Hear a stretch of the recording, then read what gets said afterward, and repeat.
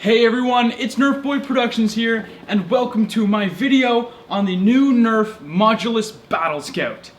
This blaster's brand new for Nerf's lineup, and when I first heard of it, I was stoked. The main reason being, did Nerf improve? That's right, after the release of the Nerf Cam and disappointing everybody with the quality of the camera, they've released the Battlescout, and this blaster comes with a claimed 720p HD video camera. The camera is equipped with rail attachments to be able to put it anywhere you want on your blaster, and you can put it on any other blaster you want as well. That's all well and cool, but the blaster itself is also something to take a look at. It's got a side-loading magazine. It's very, very cool. There's a picture right here on the box of this guy, and you can see how it kind of feeds into the side there and comes out the other side as you're shooting. I think that is very cool. So, quickly talking about the box, it's open face, so this is the actual blaster. It says it comes with 10 elite darts, takes 4 AA batteries. It also says that the SD card is not included. That's very important. And of course it's the Modulus line, so they are advertising all the attachments you can get for the blaster. Other than that, the actual Battlescout doesn't have any range claims on the box, so it's not saying how far it's going to shoot. So that'll be an interesting test. But let's just go ahead and open it up now.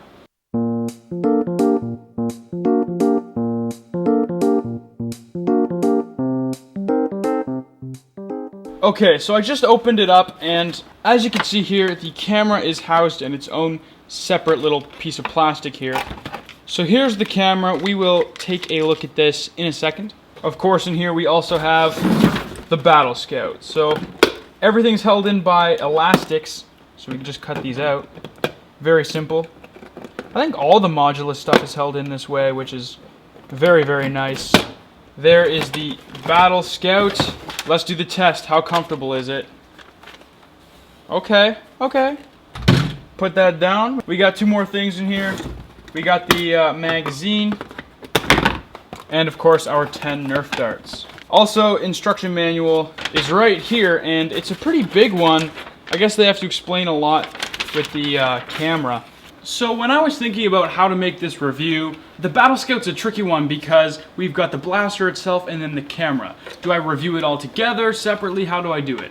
So basically, let's start off by talking about the blaster and everything and how it performs, and then we'll do the camera and how it performs and everything. So 2 separate pieces, and then together if they're worth it. So this magazine's pretty cool.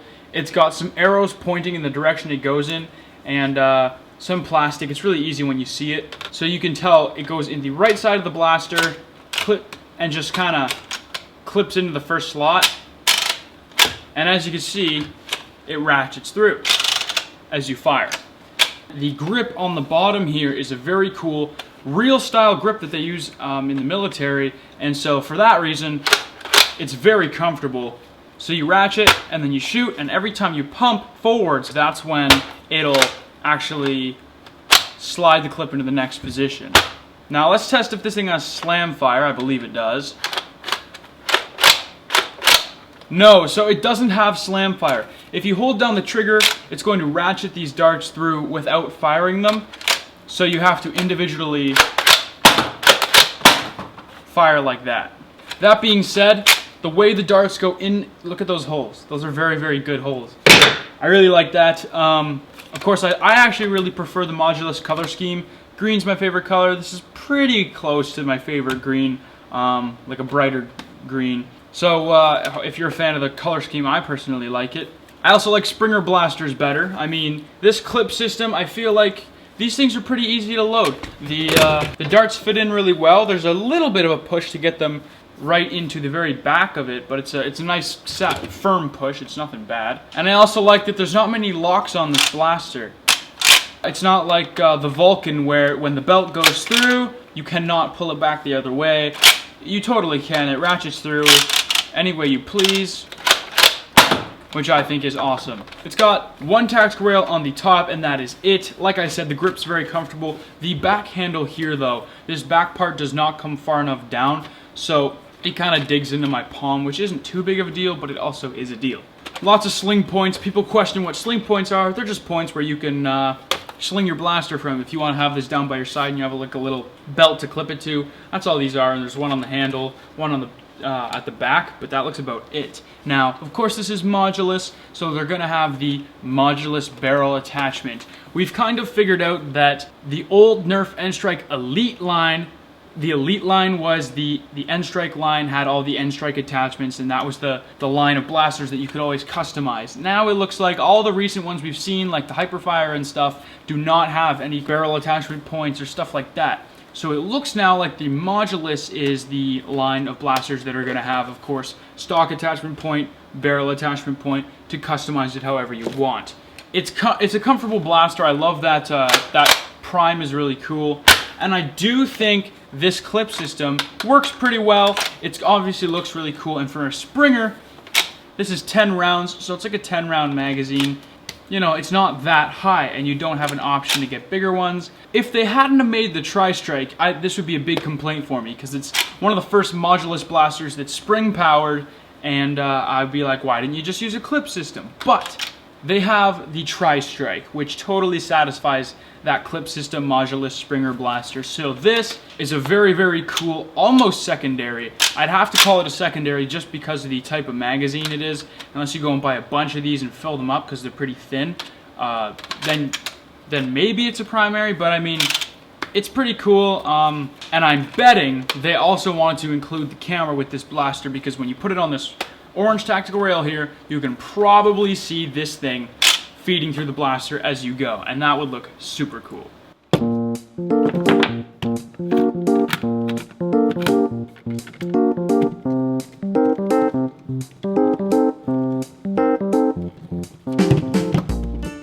Okay, so now we are moving on to the camera. This camera's pretty big, which gives me hope that it's going to be pretty good. On the bottom here, of course, this is the N-Strike attachment that'll go onto any tactical rail, and there's a dial here, and what this does is when you swing it all the way to the left, it's going to unlock the clips, and when you swing it all the way to the right, it's going to lock them. That's going to make sure that your precious camera will not fly off the blaster in battle. This will actually lock up, and it will be like locked on tight to your gun.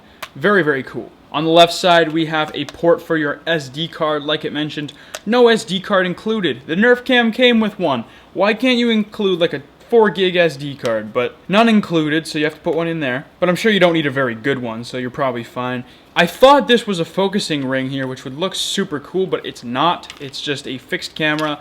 And here's the big thing. That camera is tiny, and quite frankly, looks just like the Nerf Cam camera. It's like the same eye hole size. So is this just a Nerf Cam camera that they've taken out and put into a little modular unit?